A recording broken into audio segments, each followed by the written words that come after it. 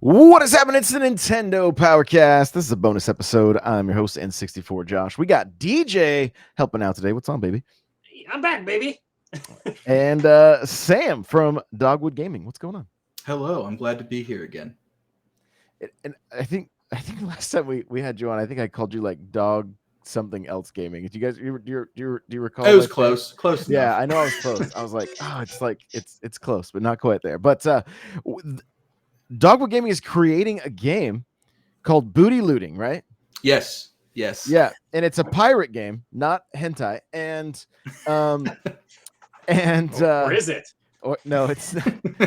But the art style is based on Wind Waker. But the cool thing about this, the reason we're doing the show, is because you're building it on your Twitch stream, and you're taking like uh not advice, but like feedback and and suggestions. stuff like live, right on the right during the stream. So let's talk about this thing. Where'd the idea come from? And yeah, let's get into it.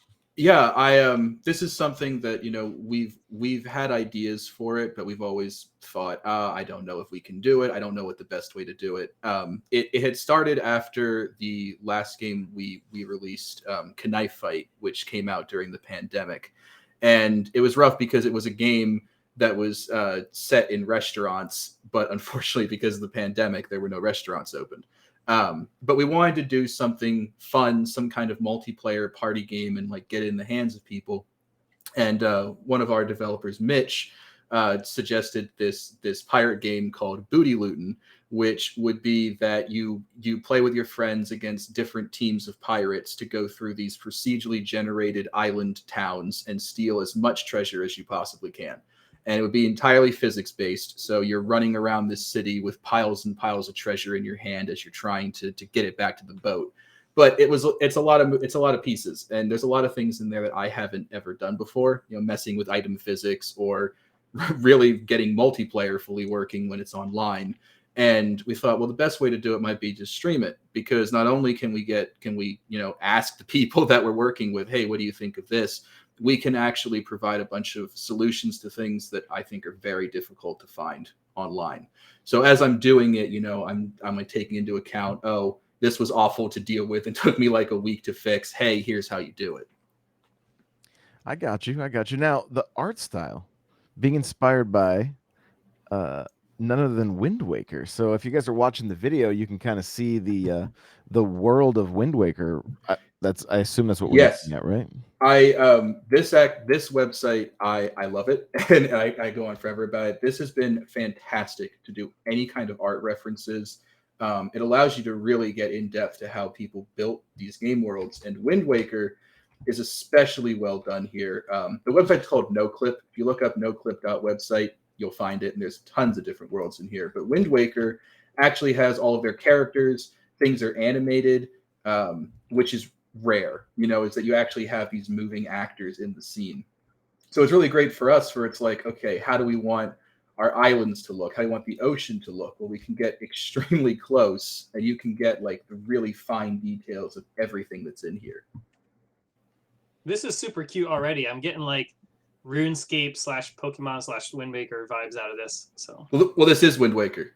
Oh, this that would be why. No, you're fine. Yeah, no, this is Wind Waker. This is sweet. I'm trying to find what's the name of the island? The first town you get to in Wind Waker. Windfall Island. So you can jump here, and like this has been a like great inspiration for us with building the cities. You can see how like it's just great because they actually have the town alive. It makes it really fantastic to be able to actually pull things from this. And so I really loved Wind Waker for a ton of different reasons, not just because it was really beautiful, but the art style always stuck with me because it was cel shaded, but it was cel shaded in a way I don't think I've seen other games do it. A lot of which we ended up discovering. It's for anybody watching that has done game design, this will probably resonate pretty well. These shadows that we have along the water line here are hand painted into the texture because the GameCube couldn't handle those kinds of shadows at the time. So the people that did all of the texture work, all the material work for the game, would have had to have hand painted almost all the shadows into it. Wow. That's wild. That's wild. So let's talk specifically about booty looting. Yes. What, So how many players? What kind of perspective are we looking at? Like I want to get some of the details here. So we're looking at doing it as teams of 4 at the moment. Okay. So we're hoping that we can have at the moment we are testing 4 teams of 4. So we have the 4 ships in here. We want it to be extremely chaotic. Like it's going to be filled with your pirate teams running through, stealing as much as you possibly can, all while you have NPCs that are frantically running around trying to avoid things. And we want it to feel as chaotic as we possibly can. When I think of like all the physics based, grabbing everything and then running around with it. If you ever played Katamari Damacy, oh yeah, that was a great game. That's the kind of craziness we want. So it's like you pick up tons and tons and tons of stuff, and then somebody hits you, and stuff goes flying all over the map. And it's going to we plan to have it as third person, but this is also something that as we're developing it, if that ends up there to being a better one, we'll go with that. But it's saying that we want this to be above all else. We want it to be fun. We don't want this to be like super competitive nonsense to like find the optimal routes to get the best treasure. We want it to be fun. You jump in and you never know what you're going to get. Interesting. Have you by chance played the Animal Crossing mini game on Nintendo Land? It was on the Wii U. No, I did not. Okay, so the way this plays is it's 4 versus 1, but the 1 plays as 2 characters just controlled by each stick, and you use the triggers to attack. You are trying to collect candy that's on the trees. Once you have 30 pieces, you win. If you get hit 3 times, you're out. The catch is that the more candy you take in, the heavier and slower you become. Yep. And you have to. So what's great is if the cop or whatever is getting close to you. I think his name's I don't remember his name, but he used to guard the fences in like New Leaf and like the original Animal Crossing game, right?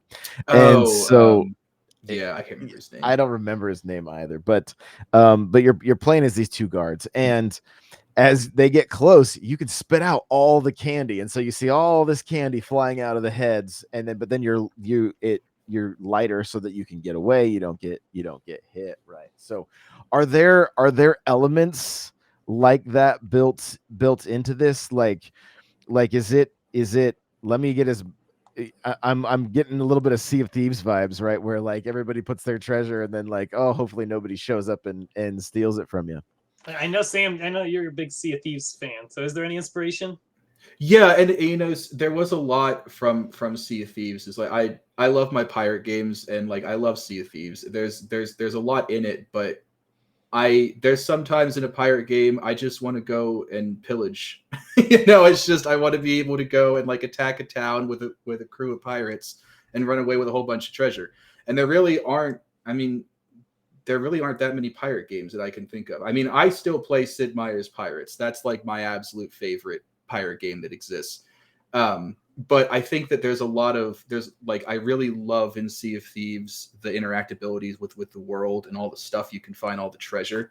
To the note about the different items having impacts and doing things, yes, that is a big thing we want to have, is that if you play it enough, you'll eventually start to learn what I should be looking for, what I should be picking up. We want there to be items that you're not expecting and they have random effects. Like how we're designing it is that with this map, there are different zones where different districts can spawn. So the farther up and deeper into the islands you get, the more high-end districts you're going to hit, with the very top being like a fortress or the governor's mansion.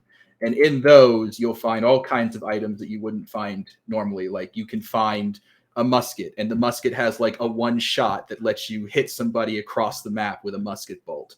Or we wanted to have that, like one of the most valuable treasures you can steal is the literal governor out of his bed, and he's just on top of all of your loot as you're carrying him down back to the ship. That's funny. What's the gameplay loop? You land, you loot, and you go back to your boat. And that's actually where we've gotten with the Twitch stream is we've gotten it so. Please keep in mind this is extremely bare bones, but I want to show you where the stream's gotten.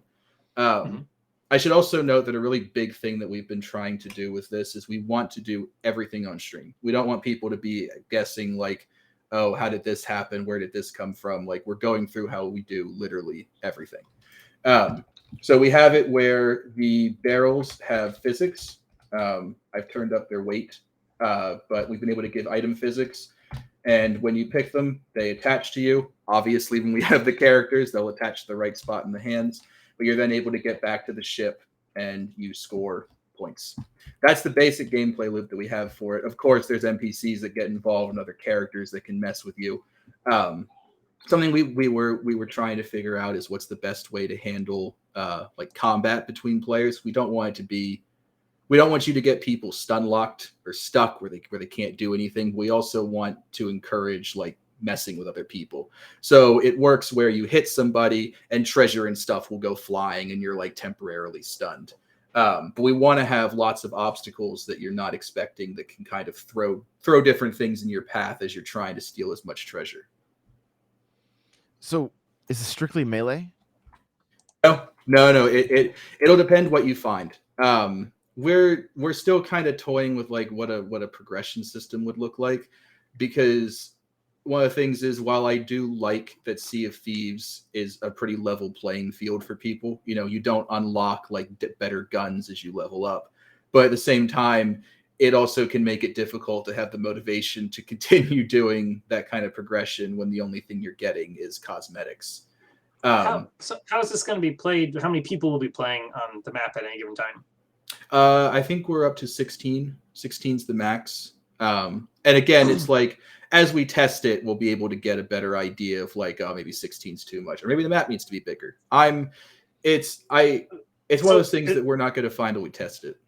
Is this meant to be played kind of like Mario Party, where you sit down with some friends, crack open a beer, and play for a couple hours? Yeah, I would love to be a local multiplayer working for this. That was a really big part of Knife Fight when we made that, was that there aren't really many split screen games out there, but you want one. There are many occasions where you want to have something like this, and this, if we can have 4 people, it allows you to actually get involved with a bunch of your friends instead of a lot of the ones I see come out now are usually 1 to 2 players, 2 if you're lucky.